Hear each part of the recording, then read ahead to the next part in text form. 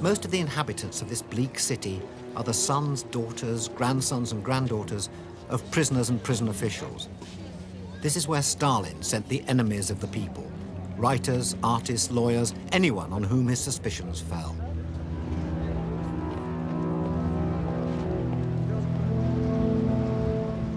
In the very heart of Magadan is the start of the long road that led to the camps. It runs for hundreds of miles. It too was built on slave labor, laid literally over the bodies of those who perished.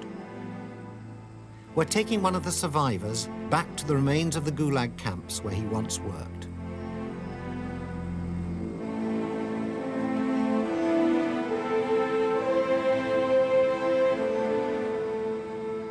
His name is Ivan Yakovlev.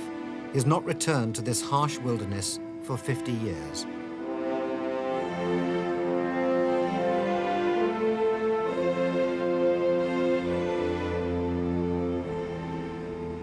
These are the old uranium mines, where men worked in grim isolation to extract the vital ingredients for Russia's first atomic bomb.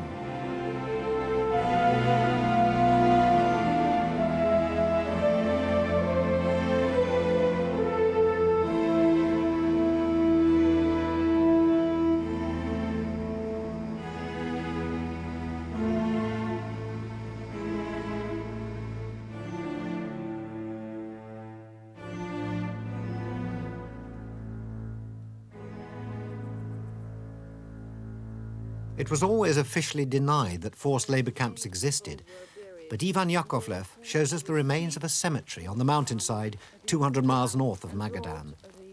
There is clear evidence here to prove that someone knew who was buried in these communal graves.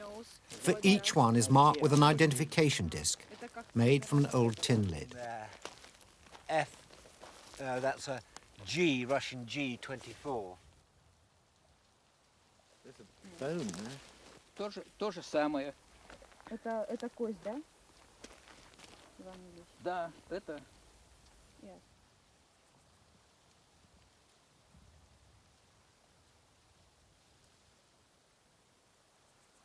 What would have been the main cause of death?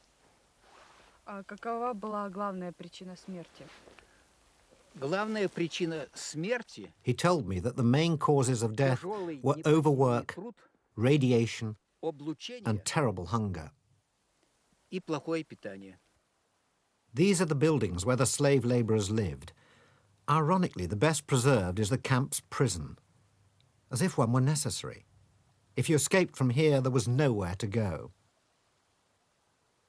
In the shadow of the uranium mines, there are poignant reminders of those who were forced to work them. It's estimated that from 1933 until their closure in 1953, 3 million Russians were sent to their deaths in camps like these.